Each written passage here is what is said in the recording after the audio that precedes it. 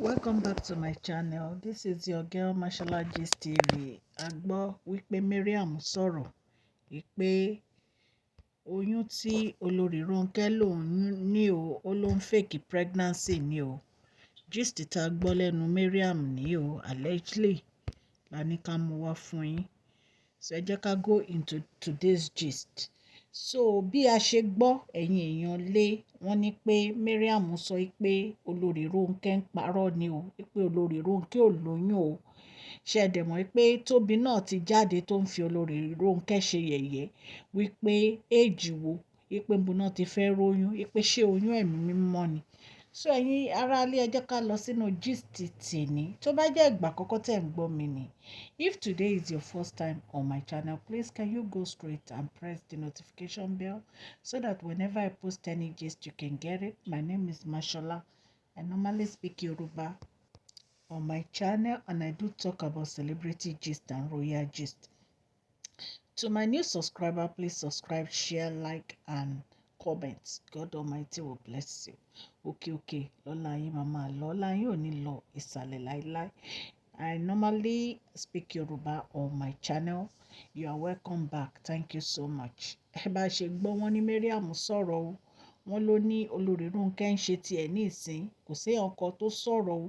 Nígbà tó ń bá bẹ̀rẹ̀ sí ṣe tòun ni gbogbo wọn máa pariwo. Ó ní Olori Ronke ò lóyún. Ó ní Olori Ronke ń fake pregnancy ni. Wípé Olori Ronke ti wọ menopause. Wípé Olori Ronke ti dàgbà. Wípé níbo ló ti fẹ́ róyún. Ó ní ṣé ẹni tí ò ṣe period mọ́ ń lóyún ni. Ẹ̀yin aráalé ẹ jẹ́ ká tún gbọ́ o. Ó ní báwo ni Olori Ronke á ṣe máa sọ fún gbogbo àwọn èèyàn wípé òun lóyún tó ń dẹ̀mẹ̀ pé kò lóyún, wípé rọ́ ló ń pa, wípé Olori Ronke ò lóyún. Allegedly Mariam ló sọ gbogbo ọ̀rọ̀ yìí tá à ń sọ fún yín. Ó ní nítorí Olori Ronke ò fẹ́ jáde nínú palace, ìtorí ẹ̀ ni Olori Ronke fi ń parọ́ oyún.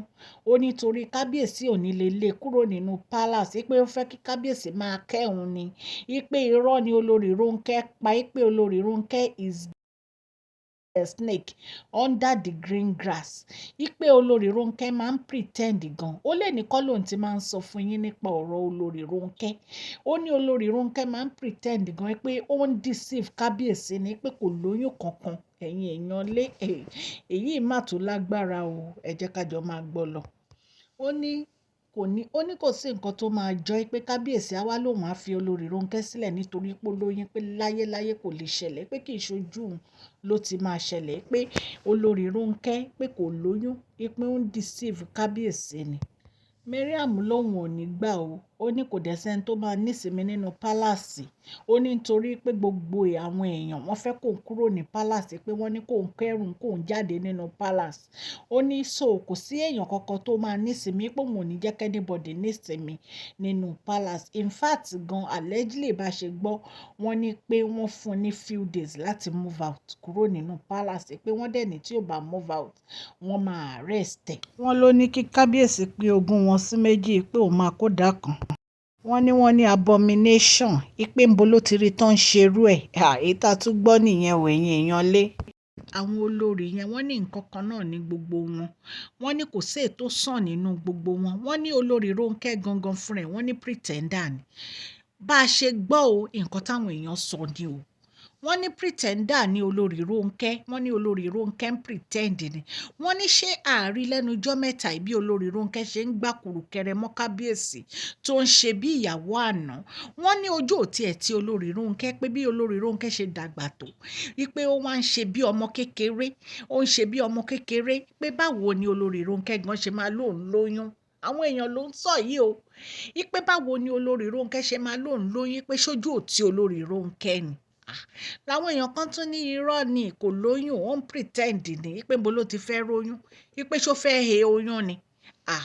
Láwọn èèyàn kan bá ní kò máa sí nǹkan tí kò lè ṣẹlẹ̀, wípé miracle máa lè ṣẹlẹ̀, pé Olori Ronke máa lè lóyún.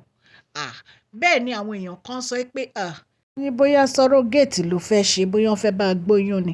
Ní bóyá èèyàn kan ló fẹ́ bá gbé oyún. ipe bóyá èèyàn kan ló fẹ́ bá gbé oyún, ipe bóyá kì í ṣòun ló máa gbé oyún, ni ẹlòmíì bá tún ní bóyá IVF ní Olórí Ronke ṣe. Wọ́n ní oríṣiríṣi ló wà lọ́wọ́ àwọn olórí yìí pé gbogbo wọn pretender ni wọ́n. Pé bóyá ó ṣe IVF ni pé bóyá ó implant sperm kábíyèsí sínú womb ẹ̀ ni ẹlòmíì wá ní àṣé ẹni tí ò ṣe period mọ́ ṣó ń lóyún ní oríṣiríṣi nǹkan làwọn èèyàn ti ń sọ lórí pé ṣé lóòótọ́ ni Olórí Ronke lóyún. Ẹ lọ ka gbogbo kọ́mẹ̀ntì àwọn èèyàn, ẹ máa rí gbogbo ẹ̀ ń bẹ̀. Gbogbo àwọn èèyàn nírọ́ ni Olórí Ronke ń pa ò, wọ́n ní àwọn ò believe pé Olórí Ronke lóyún.